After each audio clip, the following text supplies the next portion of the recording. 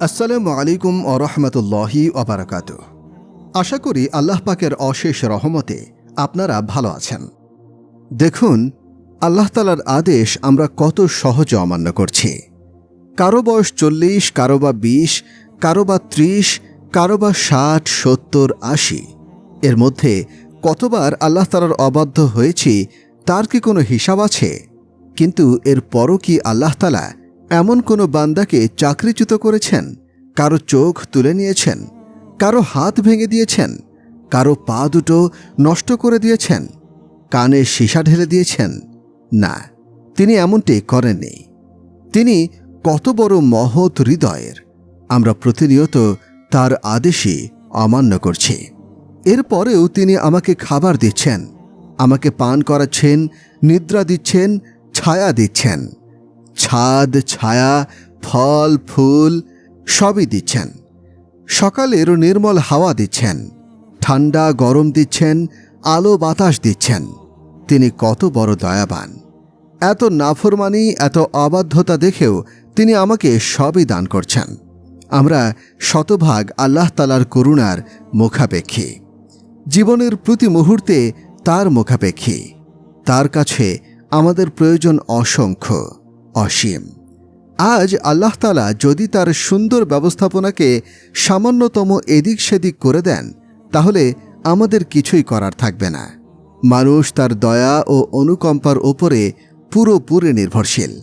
তাই সবকিছু আল্লাহ তাআলার জন্যই হওয়া উচিত। হায়রে নারী, আজকাল নারীরা হয়ে গিয়েছে সহজলভ্য। হাটে, মাঠে, ঘাটে সর্বত্র অশ্লীলতা আর বেহায়াপনার ছড়াছড়ি। এই কান যে গান শুনতে শুনতে অভ্যস্ত হয়ে গেছে, মুয়াজ্জিনের আজান কানে প্রবেশ করে না। গুনাহ করতে করতে এমন হয়েছে তার সমস্ত শরীর পাপের সাগরে নিমজ্জিত। আল্লাহ তাআলা আমাদের মাফ করুন। আমাদের হুঁশ হয় না। আরে, আল্লাহর সামনে তো আমাদের উপস্থিত হতেই হবে। একটু ভাবুন তখন কেমন হবে। এত গুনাহ নিয়ে তার সামনে কিভাবে দাঁড়াবো? পায়ের পাতা থেকে মাথার চুল পর্যন্ত গুনাহে ভরপুর। সমস্ত শরীর আজ পাপে পরিপূর্ণ। এই মুখ কতবার মিথ্যা বলেছে, এই চোখ কতবার অশ্লীলতা দেখেছে, এই কান কত মন্দ কথা শুনেছে, এই হাত কত অন্যায় করেছে, এই পা দিয়ে হেঁটে হেঁটে কত মন্দ স্থানে গমন করেছে। এত পাপ নিয়ে কেমনে আল্লাহ তাআলার সামনে দাঁড়াবো? প্রিয় বোনেরা, একটু হুঁশে আসুন। আমাদের পাপ আর তার পরিণাম সম্পর্কে যদি চিন্তা করি, সামান্য সময় যদি চিন্তা করি, মদখোরও তো একটা সময় হুঁশে আসে। আজ আমাদের এই কেমন নেশায় পেয়ে বসেছে। 20, 25, 30, 40 বছর হয়ে গেল বয়স, এখনো হুঁশ হলো না। এমন পাহাড় সমান গুনাহ নিয়ে আল্লাহর সামনে কিভাবে যাব? আল্লাহ তাআলা আমাদের তওবার তৌফিক দিন। এই জিন্দেগির মূল উদ্দেশ্য কি বোনেরা? আমাদের জিন্দেগির মূল উদ্দেশ্য কি? উদ্দেশ্য হল আল্লাহ তাআলাকে রাজি ও খুশি করানো, আল্লাহ তাআলার আদেশ নিষেধ মেনে চলা, নবী করিম সাল্লাল্লাহু আলাইহি ওয়াসাল্লামের তরিকাকে নিজের তরিকা বানানো। এটাই তো আমাদের জিন্দেগি। দুনিয়ার শান শওকত তো অনেক হলো। আল্লাহর দেওয়া চোখে কত রঙিন স্বপ্ন দেখেছি, কত উন্নত জীবনের সন্ধানে হালাল হারামের তোয়াক্কা করিনি। আমাদের অন্তর অন্ধ হয়ে গেছে। দুনিয়া থেকে আজ মানবতা হারিয়ে গেছে। মানুষ নামের সুরতটা শুধু দুনিয়ায় ঘুরছে। মানুষের স্বভাব চরিত্র ধ্বংস হয়ে গেছে। মানুষের দেহটাই শুধু আছে। ঘরকে সুন্দর করে সাজাই, কিন্তু অন্তর তো কালো অন্ধকার হয়ে আছে। শহরগুলো সারা রাত বাতির আলোয় উজ্জ্বল থাকে, রাস্তায় বাতি জ্বলে, ঘর বাড়ি আলোকিত। কিন্তু আমাদের অন্তরের রাজ্য, অন্তরের রাস্তা তো অন্ধকার শূন্য। সময় তো যাচ্ছে, অন্তর তো উজ্জ্বল হচ্ছে না। অন্তরের সব দিকেই আধার। আজ আমরা জমিনকে সবুজ ফসলের দ্বারা সাজাই। যেদিকে চোখ যায় শুধু সবুজ ফসলের হাসি, কিন্তু আমার দিল তো খা খা মরুভূমি হয়ে আছে। আমার অন্তরকে সজীব করতে পারিনি। যে অন্তরে আল্লাহ তাআলার মহব্বত নেই, সে অন্তর আল্লাহর ভয়ে কাঁদে না। যে অন্তর শেষ রাতের আরামের ঘুম ফেলে যায় নামাজে দাঁড়ায় না, যে দিল আল্লাহকে সেজদা করে না, যে অন্তর চোখ দিয়ে পানি বের করতে পারে না, সেটা তো অন্তর নয়, পাথর, যা শক্ত হয়ে গেছে। আজ স্বামী স্ত্রী ভালোবাসার স্বাদ বুঝেছে, পিতামাতা সন্তানের প্রতি ভালোবাসার মজা উপভোগ করছে, আর আমরা সবাই টাকা পয়সা ধন সম্পদের মজা অনুভব করছি। এত কিছুর মজা, স্বাদ, ইন্টারেস্ট এসব তো বুঝলাম, কিন্তু মহান আল্লাহ তাআলার ভালোবাসার মজা তো নিলাম না, বুঝলাম না। আল্লাহ তাআলার ভালোবাসায় আল্লাহর ভয়ে কাঁদা, আল্লাহর ভালোবাসায় ভয়ে পেরেশান হওয়া, আল্লাহর রাস্তায় দিনের জন্য কষ্ট সহ্য করা আজ বান্দার অন্তর থেকে উঠেই গেছে। এই উম্মত অন্ধ হয়ে গেছে, সবার অন্তরের ভেতরে খা খা করছে শূন্য মরুভূমি। আমাদের অন্তর আজ অন্ধকার, চোখ উজ্জ্বল আলোকিত, অন্তরের ভিতরে কালিমা লিপ্ত, কিন্তু ঘর দোর সাদা ঝকঝকে। অথচ আম্বিয়া আলাইহিসসালামগণ নিজের জানমাল সব উজাড় করে মানুষের অন্তরে ঈমানের আলো ছড়িয়ে দিতেন, ঈমানের বাতি জ্বালাতেন, উম্মতের অন্তরগুলোকে আল্লাহ তাআলার মোহব্বত দ্বারা পরিপূর্ণ করে দিতেন। রাসূল সাল্লাল্লাহু আলাইহি ওয়াসাল্লাম সাহাবায়ে কেরামকে এমন ঈমান শেখালেন, সাহাবায়ে কেরাম সিজদায় পড়ে আল্লাহর মহব্বতে, আল্লাহর ভয়ে কাঁদতে কাঁদতে বেহুশ হয়ে যেতেন। আমাদের ঈমান শিখতে হবে প্রিয় বোনেরা, আমাদের আগে ঈমান শিখতে হবে, তাহলে অন্তর ঈমানের নূরে পূর্ণ হয়ে যাবে। তখন অন্তরে আল্লাহর ভয় এসে যাবে, আল্লাহর প্রতি ভালোবাসা এসে যাবে। আল্লাহর ভয় যদি অন্তরে থাকে, আল্লাহর ভালোবাসা যদি অন্তরে পরিপূর্ণভাবে বসে যায়, তখন মহান রব্বুল আলামিনও আমাদের প্রতি সদয় হবেন। রাসূল সাল্লাল্লাহু আলাইহি ওয়াসাল্লাম একবার সাহাবায়ে কেরামকে নিয়ে এক জিহাদে রওনা হলেন। অভাবের সময় ছিল, খরায় সব পুড়ে গিয়েছিল, খাদ্যের অভাব, পানির অভাব।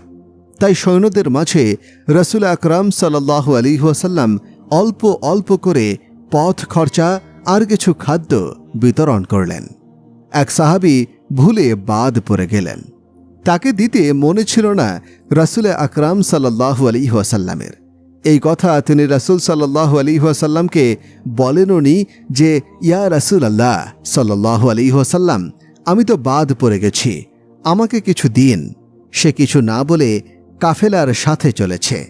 যখন প্রচণ্ড ক্ষুধায় অস্থির হয়ে গেলেন, তখন বলতে লাগলেন, হে আল্লাহ, তোমার হাবিব দেননি, ভুলে গেছেন, আমিও চাইনি। তুমি তো জানো আমার কাছে কোনো খাদ্যদ্রব্য নেই। ইয়া আল্লাহ, তুমি আমার ক্ষুধা নিবারণের জন্য যথেষ্ট হয়ে যাও। এই বলে তিনি পড়তে লাগলেন, সুবহানাল্লাহি আলহামদুলিল্লাহি, সুবহানাল্লাহ আলহামদুলিল্লাহ, আল্লাহু আকবার, লা ইলাহা ইল্লাল্লাহ। এটাই আমার খানা, এগুলোই আমার পথ খরচা। এই কথাগুলো বলছেন আর চলছেন, চলছেন আর বলছেন। যাকে উদ্দেশ্য করে বলছেন তিনি আল্লাহ তাআলা তো সব কিছুই দেখছেন। হুদাইর রাদিয়াল্লাহু আনহু কি বলছেন? হুদাইর রাদিয়াল্লাহু আনহুর এই কথাগুলো আল্লাহর আরশে পাকে আলোড়ন সৃষ্টি করল। জিবরাইল আলাইহিস সালাম এলেন রাসূল সাল্লাল্লাহু আলাইহি ওয়াসাল্লামের কাছে।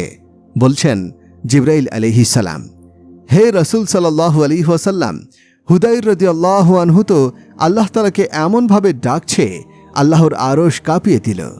রাসূল সাল্লাল্লাহু আলাইহি ওয়াসাল্লাম শুনে এক সাহাবীকে বললেন, যাও হুদাইরকে ডাকো, এই নাও, এটা তাকে দিও।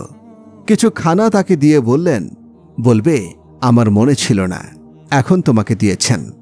সেই সাহাবী হুদাইর রাদিয়াল্লাহু আনহুকে খুঁজে বের করলেন, বললেন, ভাই, রাসূল সাল্লাল্লাহু আলাইহি ওয়াসাল্লাম ভুলে গিয়েছিলেন, এখন তোমাকে দিয়েছেন। হুদাইর রাদিয়াল্লাহু আনহু পুটলিটা হাতে নিয়ে আকাশের দিকে তাকিয়ে বলতে লাগলেন, হে আল্লাহ, তোমার হাতে আমার জীবন, তুমি আরশে পাকে আমাকে মনে রেখেছ, তুমি আমার ক্ষুধার উপরে দয়া করেছ, তুমি আমার দুর্বলতার উপরে দয়া করেছ। হে আমার মাওলা, তুমি যেমনভাবে আমি হুদাইরকে ভুলনি, তুমি হুদাইরকে তৌফিক দাও সে যেন তোমাকে না ভোলে। দেখুন, হযরত রাসূল আকরাম সাল্লাল্লাহু আলাইহি ওয়াসাল্লামের সাহাবীদেরও নমুনা। আল্লাহ তাআলাকে তারা কিভাবে ডাকতেন। আমাদের চরিত্রবান হতে হবে। প্রিয় মা ও বোনেরা, নামাজ পড়া সহজ, উত্তম চরিত্রের অধিকারী হওয়া কঠিন। জিকির করা সহজ, উত্তম চরিত্র অর্জন করা কঠিন। চিল্লা লাগানো সহজ, কিন্তু চরিত্রবান হওয়া সহজ নয়। রাসূল আকরাম সাল্লাল্লাহু আলাইহি ওয়াসাল্লামের দরবারে একজন গ্রাম্য লোক এলো। রাসূল সাল্লাল্লাহু আলাইহি ওয়াসাল্লামের সামনে এসে জিজ্ঞাসা করছে, ইয়া রাসূলাল্লাহ সাল্লাল্লাহু আলাইহি ওয়াসাল্লাম, দিন কি? রাসূল সাল্লাল্লাহু আলাইহি ওয়াসাল্লাম বললেন, উত্তম চরিত্র। সেই ব্যক্তি উঠে আবার বাম দিকে গেল। জিজ্ঞাসা করল, হে আল্লাহর রাসূল, দিন কি? রাসূল সাল্লাল্লাহু আলাইহি ওয়াসাল্লাম আবার বললেন, উত্তম চরিত্র। এরপর সেই লোকটি রাসূল সাল্লাল্লাহু আলাইহি ওয়াসাল্লামের পেছনে চলে গেলেন। বললেন, ইয়া রাসূলাল্লাহ সাল্লাল্লাহু আলাইহি ওয়াসাল্লাম, দিন কি? এখন রাসূল সাল্লাল্লাহু আলাইহি ওয়াসাল্লাম পেছনের দিক ঘুরে দেখলেন সেই লোকটি। বিরক্ত হলেন না, বললেন, ভাই, তুমি কবে বুঝবে? উত্তম দিন তো এটাই যে রাগ করবে না। দিন তো এটাই যে রাগান্বিত হবে না, ক্রুব্ধ হবে না। আবারও বললেন, যার চরিত্র ভালো নয়, আচরণ ভালো নয়, তার সমস্ত নেক আমলগুলো অন্যজন নিয়ে যায়। যার কথায় মাধুর্যতা নেই, যার কথাবার্তা ধারালো ছুরির মতো, তার মুখের মন্দ কথাগুলোর কারণে তাকে জাহান্নামে নিয়ে যাওয়া হবে। এরপর আবারও বললেন, নিজের জবানকে সংযত করো, যেন কোনো মুসলমানের বিরুদ্ধে তোমার জবানের ব্যবহার লাগামহীন না হয়। এক সাহাবী জিজ্ঞাসা করলেন, ইয়া রাসূলুল্লাহ সাল্লাল্লাহু আলাইহি ওয়াসাল্লাম, জবানের কটু কথার কারণে কি আমাদের ধরা হবে? রাসূল সাল্লাল্লাহু আলাইহি ওয়াসাল্লাম বললেন, বহু লোক শুধু অসঙ্গত ভুল জবানের কারণে, অর্থাৎ গীবত, পরনিন্দা, অশ্লীল কথা ও মিথ্যা কথার জন্য জাহান্নামে যাবে। একদিন রাসূল আকরাম সাল্লাল্লাহু আলাইহি ওয়াসাল্লাম শুয়েছিলেন। এক সন্ত্রাসী খোলা তরবারি হাতে এসে বলল, আমার হাত থেকে তোমাকে কে বাঁচাবে? রাসূল সাল্লাল্লাহু আলাইহি ওয়াসাল্লাম বললেন, আল্লাহ তাআলা বাঁচাবেন। জিবরাইল আমিন এলেন, সন্ত্রাসীর বুকে ধাক্কা দিলেন। সে দূরে ছিটকে পড়ে গেল, তার হাত থেকে তরবারি পড়ে গেল। এবার রাসূল সাল্লাল্লাহু আলাইহি ওয়াসাল্লাম তরবারি তুলে নিলেন, বললেন, এখন আমার হাত থেকে তোমাকে কে বাঁচাবে? সে তো আল্লাহকে চিনত না, মানত না। সন্ত্রাসী বলল, আমাকে আর কে বাঁচাতে পারে? তুমিই তো পারো আমাকে বাঁচাতে, তুমি আমাকে বাঁচাও। রাসূল সাল্লাল্লাহু আলাইহি ওয়াসাল্লাম বললেন, চলে যাও। তুমি কি আমাকে নবী বলে স্বীকার করো না? সে বলল, না, মানি না।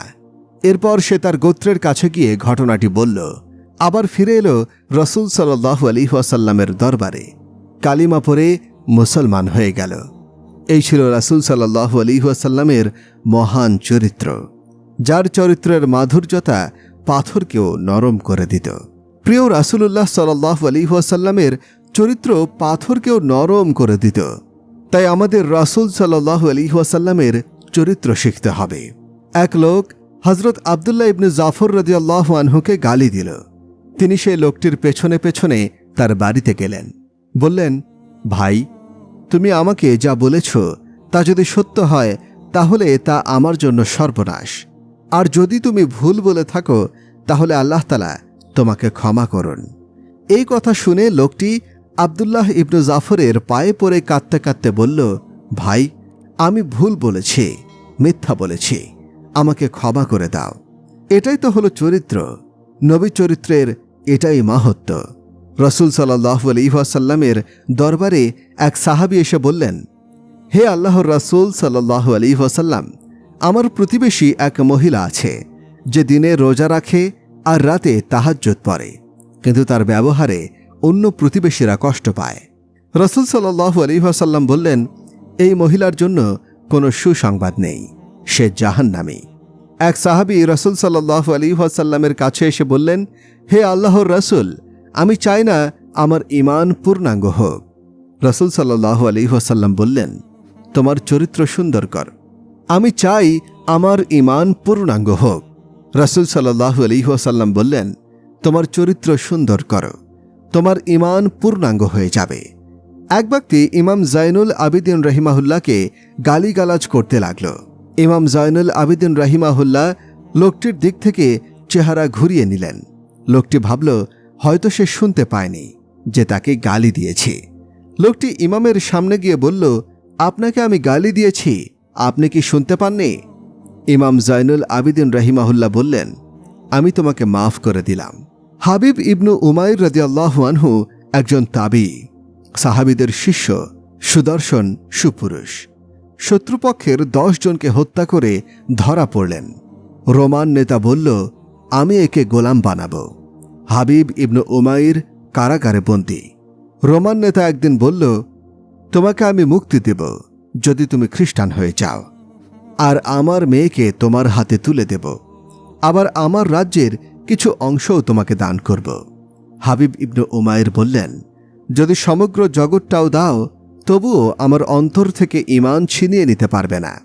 তোমরা কাফিররা নির্লজ্জ বেহায়া, আর আমার ধর্ম ইসলামে হায়া, লজ্জা ও শালীনতার সবটুকুই আছে। রোমান নেতা মেয়েকে বলল, এর দ্বারা তোমার সাথে অপকর্ম করাও, তাহলে ইসলাম ছেড়ে দেবে। রোমান নেতার রূপসী কন্যা একদিন তাবিঈ হাবিব ইবনু উমাইরের কাছে এলো। মেয়েটির রূপ যৌবন ছিল অপূর্ব, গায়ে তার খোলামেলা পোশাক, আর হাবিব ইবনু উমাইর টকবকে যুবক। সেই কক্ষে শুধুই 2 জন, তৃতীয় কেউ নেই। এই মুহূর্তে এখানে সব ধরনের বাধা বিপত্তি অনুপস্থিত। রোমান নেতার মেয়ে যুবককে জিনার জন্য আহ্বান জানাচ্ছে, আর যুবক দৃষ্টিকে অবনত করে দাঁড়িয়ে আছে। চরিত্রের পবিত্রতার স্বাদ তার জানা আছে, তাই মেয়েটির দিকে চোখ তুলে তাকানোর নামও নিচ্ছে না। মেয়েটি তার সব কৌশল প্রয়োগ করল, রূপ ও যৌবনের সব তীর নিক্ষেপ করল, কিন্তু তার চরিত্রের দৃঢ়তার তরবারি প্রতিটি আক্রমণকে ছিন্ন ভিন্ন করে দিল, প্রতিটি তীরকে ব্যর্থ করে দিল। এভাবে কয়েকদিন মেয়েটা যুবককে অপকর্মে লিপ্ত করার চেষ্টা করে যখন ব্যর্থ হল, তখন মেয়েটি হাবিব ইবনু উমাইরকে জিজ্ঞাসা করল, আচ্ছা বলো তো, তোমাকে কোন শক্তি আমার রূপ যৌবনের আকর্ষণ থেকে ফিরিয়ে রেখেছে? আজ 3 দিন ধরে আমি এমন নজরকাড়া রূপের বাহার নিয়ে তোমার সামনে এসেছি, অথচ একবারের জন্যেও আমার দিকে চোখ তুলে তাকালে না। কিসে তোমার চরিত্রকে এমন দৃঢ় করেছে? হাবিব রাহিমাহুল্লাহ বললেন, আমাকে মহান আল্লাহর ভয় ঠেকিয়ে রেখেছে। লা তুখুযুহু সিনাতু ওয়ালা নাওম, যাকে তন্দ্রা স্পর্শ করে না, নিদ্রাও না। যিনি আমার থেকে উদাসীন নন, আমি তার থেকে উদাসীন। তিনি আমার রব, আরশের ওপর বসে আমাকে দেখছেন। আমার ভালোবাসা জয়ী হয় নাকি বান্দার যৌন কামনা? আমাকে সামনে রাখে নাকি শয়তানকে সামনে রাখে? হে মেয়ে, শোনো, আজ আমি এই নির্জনে তোমার সাথে অপকর্ম করতে পারতাম যদি জানতাম কেউ দেখছে না। আমার রব তো সব দেখছেন, কিছুই তার কাছে গোপন নেই। আমার রবকে আমি লজ্জা করি, তাই আমি আমার স্পৃহাকে দমিয়ে রেখেছি। মেয়েটি কক্ষ থেকে বের হয়ে পিতাকে বলল, আমাকে কার কাছে পাঠালেন? কোনো লোহার কাছে বা পাথরের কাছে? সে খায়ও না, তাকায়ও না, আমি কিভাবে তাকে ঘায়েল করব? একবার এক বুজুর্গ স্বপ্নে শয়তানকে দেখলেন। শয়তান বলল, কখনো যেন একজন বেগানা নারী আর একজন পুরুষ নির্জনে একত্রিত না হয়। যদিও সে মহিলা রাবেয়া বসরীর মতো নেককার হয়, আর পুরুষ যদি হাসান বসরীর মতো নেককার হয়। যদি একত্র হয় তাহলে তাদের পথভ্রষ্ট করতে তৃতীয় জন আমি হাজির হয়ে যাই, অপরকে ছোট না করি। প্রিয় দর্শক শ্রোতা, এমন সব মনোমুগ্ধকর ঘটনা ও ইহকাল থেকে পরকাল পর্যন্ত বিস্তারিত ইসলামিক বিষয় নিয়ে আলোচনা করা হয় আমাদের চ্যানেলে। আপনি যদি আমাদের চ্যানেলে নতুন হয়ে থাকেন তাহলে অবশ্যই সাবস্ক্রাইব করবেন। আজকে এ পর্যন্তই। পরবর্তী ভিডিও দেখার জন্য আমন্ত্রণ রইল। ধন্যবাদ।